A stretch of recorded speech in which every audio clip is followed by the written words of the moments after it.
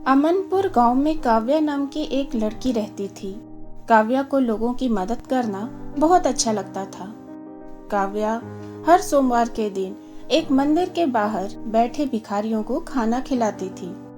वो कभी भी किसी की भी मदद करने से पीछे नहीं रहती थी। तभी एक दिन काव्या पार्क में जॉगिंग करके वापस घर लौट रही थी तो रास्ते में उसे रोने की आवाज सुनाई दी। अरे ये किसकी आवाज है? कौन रो रहा है? मुझे चलकर देखना चाहिए। काव्या जाकर देखती है तो एक बूढ़ी औरत फटे पुराने कपड़ों में पेड़ के नीचे खड़ी रो रही थी। अरे अम्मा, क्या बात है? आप क्यों रो रही हो? बेटी, मैं 3 दिन से भूखी हूँ और मेरे पास रहने के लिए छत तक नहीं है। मेरे बेटे की एक एक्सीडेंट में मौत हो गई। इसके बाद मेरी बहू ने मुझे धक्के मार के घर से निकाल दिया। अब मैं कहाँ जाऊंगी? मुझे इस उम्र में कोई काम भी नहीं देगा। बूढ़ी अम्मा की बात सुनकर काव्या के चेहरे का रंग उड़ जाता है और वो मन ही मन सोचने लगती है, अरे क्या इस दुनिया में इतने बुरे लोग भी होते हैं? बेचारी अम्मा इस उम्र में कहाँ जाएगी? अरे बेटी, किस सोच में पड़ गई?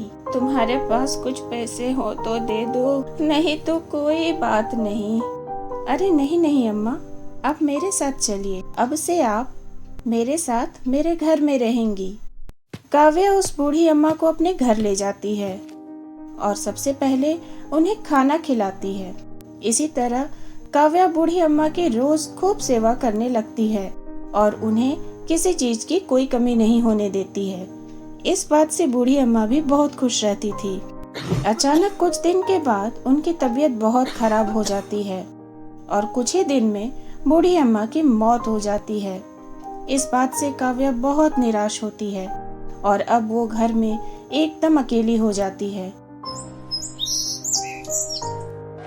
इसलिए वो अपने जान पहचान के एक लड़के विक्रम से शादी कर लेती है। विक्रम स्वभाव से बहुत ही लालची किस्म का इंसान होता है। शादी के बाद वो काव्या को तंग करना शुरू कर देता है। काव्या, क्या जरूरत है इतने पैसे उड़ाने की? जब देखो तुम भिखारियों को पैसे बांटती रहती हो। पैसे क्या पेड़ पे उगते हैं? देखो, तुम ये फिजूल खर्ची करना बंद कर दो। हाँ, नहीं तो मुझसे बुरा कोई नहीं होगा। शादी से पहले की बात कुछ और थी, अब हमारे खर्चे बढ़ते जा रहे हैं। विक्रम की कटीली बातें काव्या को बहुत चुभती थीं, पर वो बेचारी कभी पलटकर जवाब नहीं देती थी। ऐसे ही दिन बीतते जा रहे थे। काव्या ऑफिस जाती और अपनी सेविंग में से छिपाकर कुछ रुपए गरीबों और जरूरतमंदों को बांट देती थी। वहीं विक्रम देर देर रात तक वापस घर लौटता था। शराब और जुए की लत में वो बुरी तरह से डूब गया था। एक दिन विक्रम देर रात तक एक बार में शराब पीता है और नशे में धुत होकर जुआ खेलने लगता है। ये लो भाई मेरी चाल, 10,000 रुपए की। अरे विक्रम, तुम तो अपना सब कुछ हार गए हो। Shut up you bastard. सब नहीं हारा, सुनो, मैं अपने घर को दांव पे लगाता हूँ। और विक्रम इस चाल को भी हार जाता है और कुछ लोग विक्रम के घर जाकर काव्या को धक्के मारकर घर से निकाल देते हैं। काव्या रोते रोते अपने पति को ढूंढने लगती है और उस शराब के ठेके पर पहुंच जाती है तो दंग रह जाती है। विक्रम जमीन पर बेहोश पड़ा होता है और कुछ लोग काव्या को बताते हैं कि ज्यादा शराब पीने की वजह से उसकी मौत हो गई है। ये बातें सुनकर बेचारी काव्या रोने लगती है। हे भगवान, ये सब क्या हो गया? मैंने तो कभी किसी का बुरा नहीं चाहा, हमेशा लोगों की मदद की, गरीबों को खाना खिलाया, फिर भी मेरे साथ इतना बुरा कैसे हो सकता है? रोते रोते काव्या बेहोश हो जाती है और कुछ लोग उसे अस्पताल ले जाते हैं, जहां 1-2 दिन एडमिट रहने के बाद काव्या होश में आती है तो उसकी याददाश्त जा चुकी होती है और उसे कुछ भी याद नहीं रहता। अस्पताल से डिस्चार्ज होने के बाद काव्या एक नए शहर में चली जाती है और वहाँ एक बुटीक खोल लेती है। 6 महीने के अंदर ही काव्या का बुटीक अच्छा चलने लगता है और वो खूब पैसे कमाने लगती है।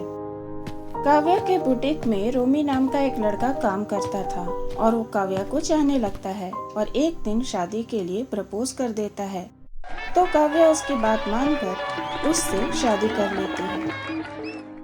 वो दोनों खुशी खुशी रहने लगते हैं। तभी रोमी का बर्ताव कुछ दिन के बाद अचानक से बदल जाता है और उसके मन में काव्या को मारकर उसके सारे प्रॉपर्टी कब्जाने का लालच आ जाता है। और एक दिन जब काव्या घर में अकेली होती है तो वो कुछ गुंडों को काव्या को मारने के लिए भेज देता है। काव्या उन्हें देखकर डर जाती है। अरे कौन हो तुम लोग? हाँ, और मेरे घर में इस तरह घुसने की हिम्मत कैसे हुई? तुझे अभी पता चल जाएगा लड़की। ये कहकर वो गुंडे काव्या पर गोली चला देते हैं और घर में अंधेरा हो जाता है और ताबड़तोड़ फायरिंग होने लगती है।